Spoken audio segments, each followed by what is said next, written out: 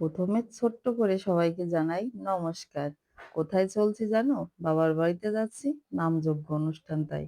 তাই চলতে চলতে ভাবলাম একটু আমাদের সুন্দর মায়ের প্রকৃতির সাথে মাঝারে সবার রাখবো, সাক্ষাৎ ছেড়ে করিয়ে দিই। দেব না। তোমার হৃদয় মাঝে রাখবো, ছেড়ে দেব না। আর এই যে সুন্দরীরা বসে আছে, এদের সাথে যদি একটু সাক্ষাৎ না করি, এদের যদি একটু ক্যামেরার ভিতর বন্দি না করি, তাহলে তো এরা আমার উপর অভিমান করবে। তাই আর দেরি না করে চট করে এদেরকে একটু সাথে করে নিয়ে গেলাম। নিয়ে চলতে চলতে এগিয়ে যাচ্ছি সামনের দিকে। গিয়ে তো পৌঁছালাম বাড়িতে দুপুরবেলায়। যে মায়ের হাতের রান্না, মাটন কষা আর ভাত তাড়াতাড়ি খেয়ে নিলাম এক থালা। মায়ের হাতের রান্না বলে কথা, খেতে মিস করলে তো, দেরি করলে তো হবেই না। খেয়ে দেয়ে বিকালে ঘুরতে বেরোলাম। বাড়ির আশেপাশে সবাই কেমন আছে, কোন গাছে কি ফল হয়েছে, এগুলো খোঁজ খবর না করে যেন আমি থাকতেই পারি না। এই ফলগুলো কি তোমরা কি চেনো? চিনলে জানিও তো অবশ্যই। দেখো সূর্যি মামাও চলে যাচ্ছে বাড়ি এখন।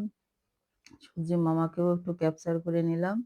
নিয়ে সাথে এগোলাম, সন্ধ্যা হবো হবো ভাব। আর বাড়িতে আসবো, একটু মাঠঘাট ঘুরবো না, তা কখনো হয়? এখানেই তো আমার সবকিছুই পড়ে আছে।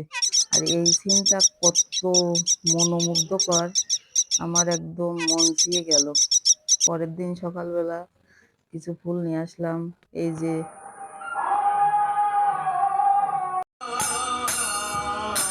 ঈশ্বরের নাম কীর্তন হচ্ছে এখানে, সেই অনুষ্ঠান মেন যেটা, সেটা না দেখালে কি হয়?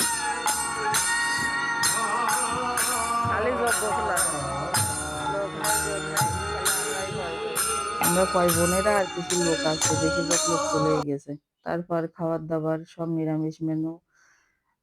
এই যে উচ্ছে ভাজা আছে, থানকুনি ভর্তা আছে, তারপর ডালের বড়া, আচার, মোচা, তারপরে লেবু, তারপরে ডাঁটা দিয়ে ডাল।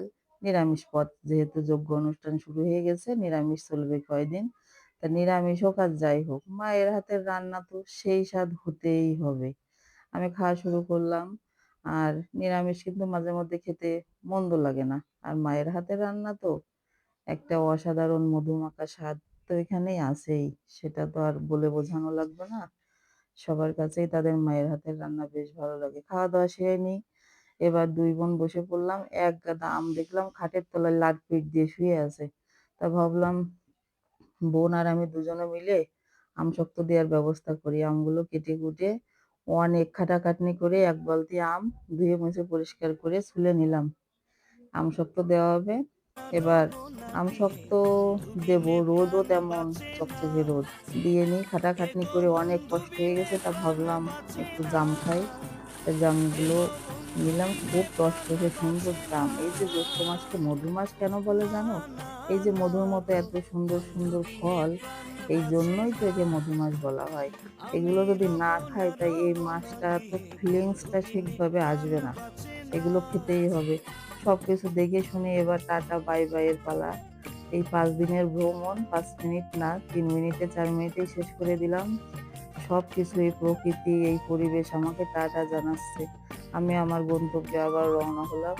সবাইকে টাটা জানিয়ে, বিদায় জানিয়ে, যদিও একটু মনটা ভারাক্রান্ত, তারপরেও কি, যেতে তো হবেই যার যার গন্তব্যে। চলতে পথে এই নদীর ভিডিওটা করে নিলাম। সুন্দর, অনেক লোক এখানে যাতায়াত করে। সবাইকে টাটা, সবাই ভালো থাকতে ভুলবেন না কিন্তু।